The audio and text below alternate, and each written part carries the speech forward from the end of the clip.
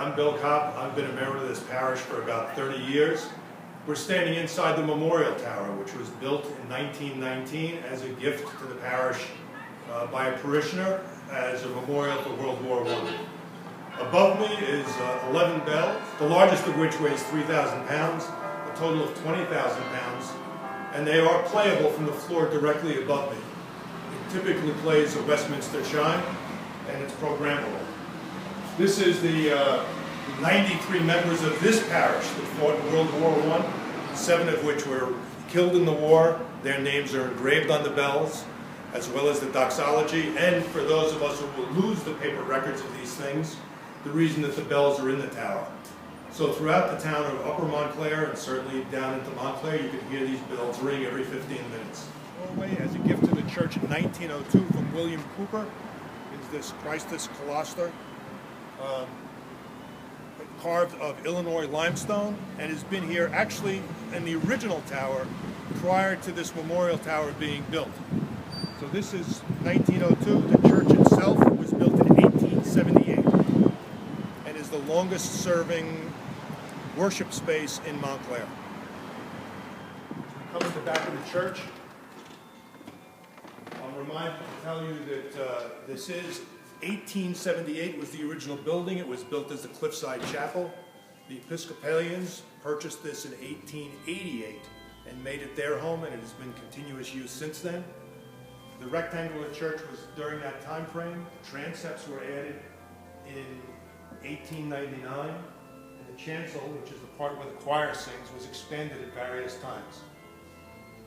In the back is a rose window facing west, which is the resurrection.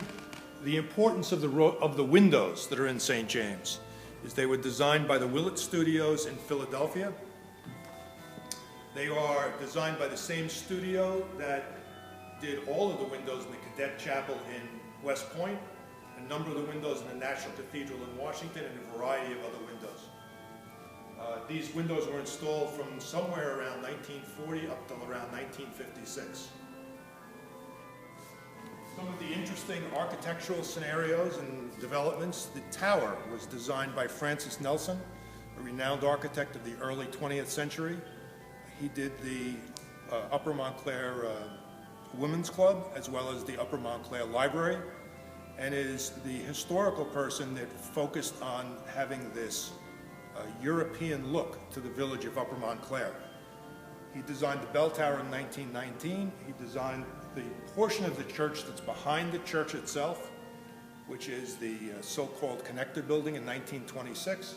And he designed all of the woodwork that you see and the carvings that are behind the altar that was installed in the early 1940s.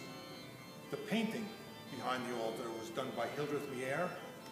She was a renowned Art Deco artist in the early 1940s and 30s and into the 1950s.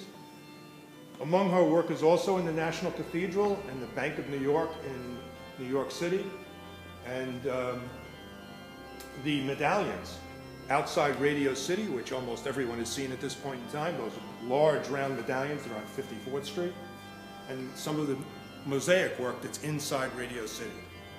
And I guess she focused on this gold leaf painting of Jesus and St. James.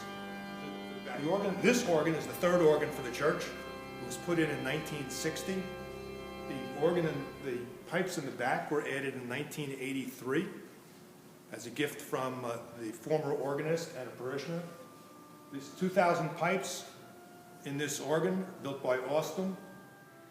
Thanks for coming to visit with us today. We hope to see you come back on a Sunday and join with us in our worship service and go on a further tour.